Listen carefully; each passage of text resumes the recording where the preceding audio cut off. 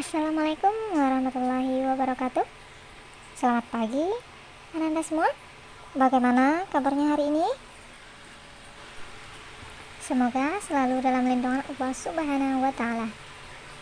Hari ini kita jangan lupa untuk baca doa ya, supaya materi yang kita pelajari dapat diserap dengan mudah.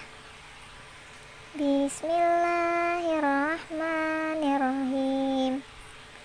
Rabbi zidni ilman warzuqni fahman. Amin.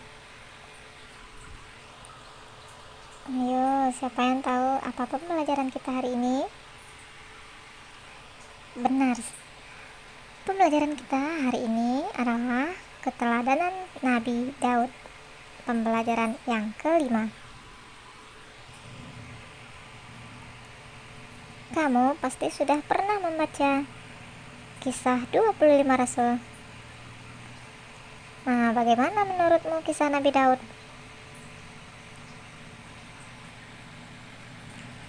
Nah, di dalam kisah para nabi ini tentunya banyak mengandung hikmah bagi kehidupan kita sehari-hari. Untuk itu, kali ini kita simak ya. Mengidolakan Rasul artinya mencintai Rasul. Siapa yang mencintai Rasul akan bersamanya di dalam surga. Para Rasul adalah laki-laki pilihan Allah. Mereka wajib kita ketahui dan wajib kita imani. Salah satu dari rukun iman adalah beriman kepada Rasul. Sebagai muslim, kita wajib membenarkan semua rasul dengan sifat, kelebihan, dan keistimewaan yang dimiliki masing-masing. Para rasul berkewajiban menyampaikan risalah dan wahyu yang diterima kepada semua umat manusia.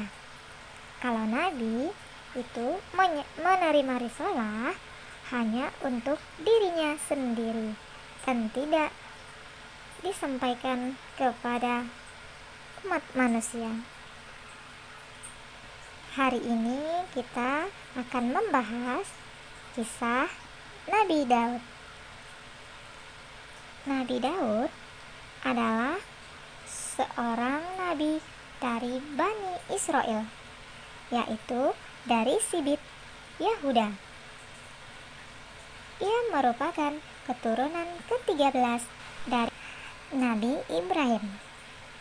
Nabi Daud, adapun nama lengkapnya adalah Nabi Daud bin Ibsha bin Uaid bin Abir bin Salmun bin Nahshum bin Uwai Nadab bin Irmi bin Hasron bin Farid bin Yahuda bin Yakub bin Ishak bin Ibrahim Al-Khalil.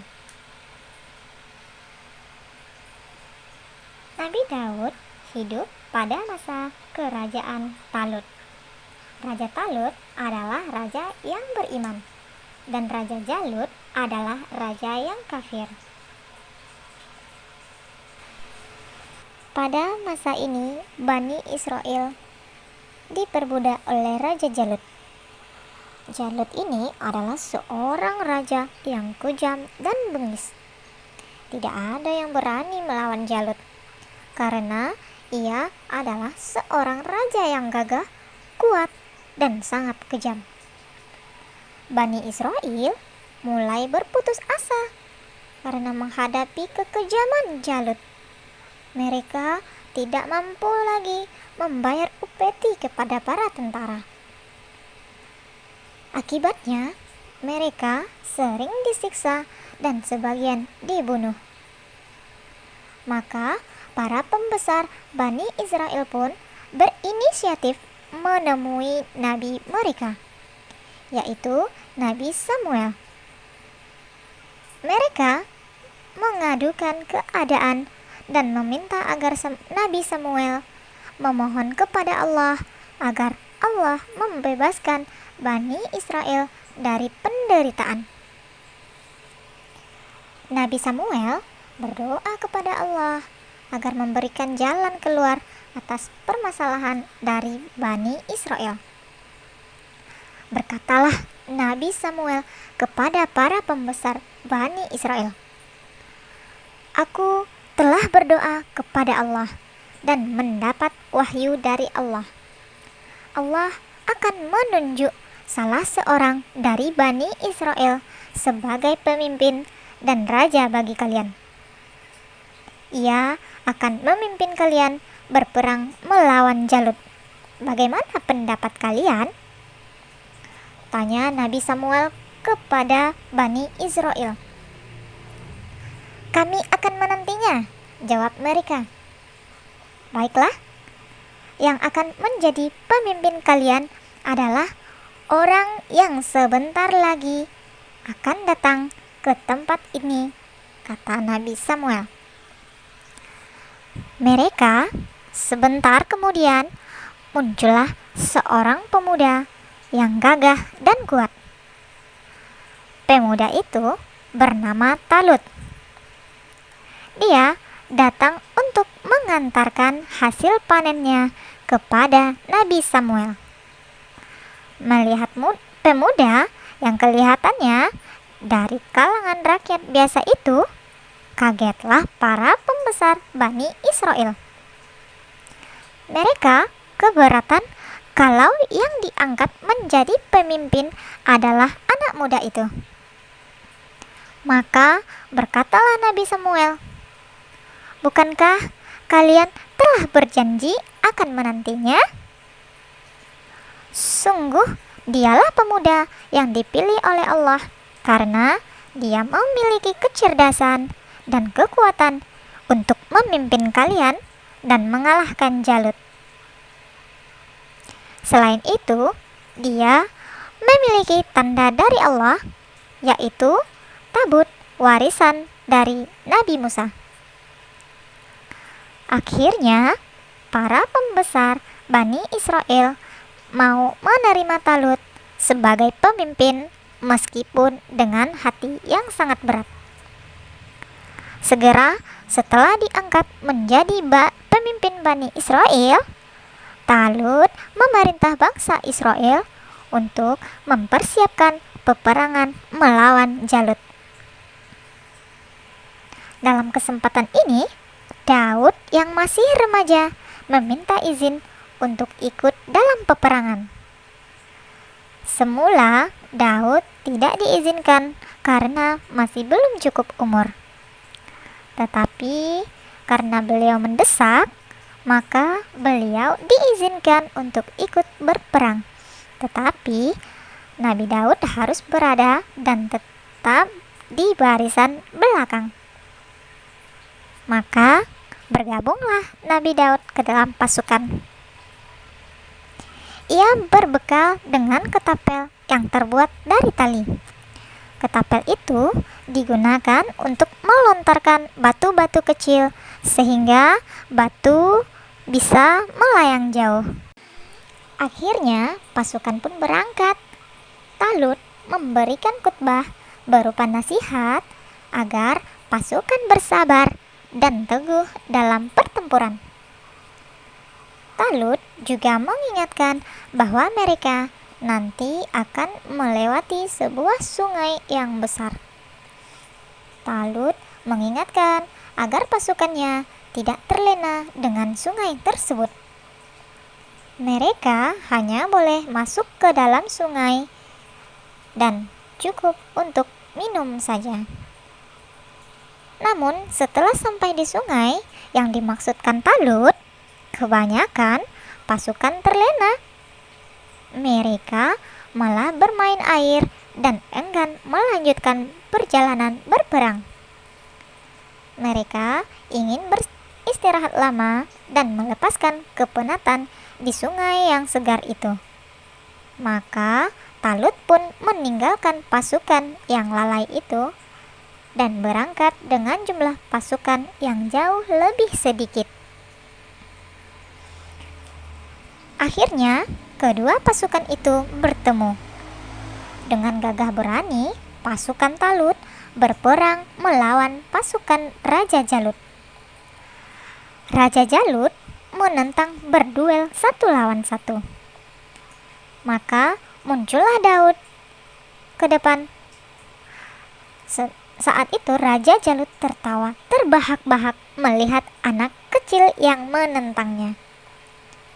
Daud kemudian melemparkan batu yang sudah dipersiapkan dengan ketapel dan tepat mengenai kedua mata Raja Jalut, sehingga mata Raja Jalut pecah. Daud pun mengambil pedang Raja Jalut yang terjatuh dan memenggal leher Raja Jalut.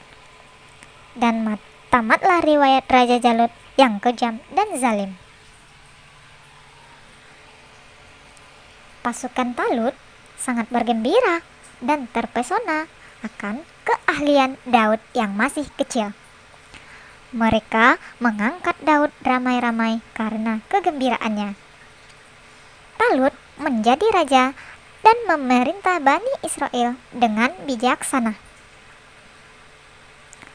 Setelah Raja Talut meninggal, maka beliau digantikan oleh Nabi Daud yang kemudian menjadi Raja Bani Israel sekaligus utusan Allah untuk menjadi Rasul. Daud memimpin kaumnya dengan bijaksana dan damai. Allah memberikan kepadanya beberapa mukjizat, yaitu suara yang sangat merdu.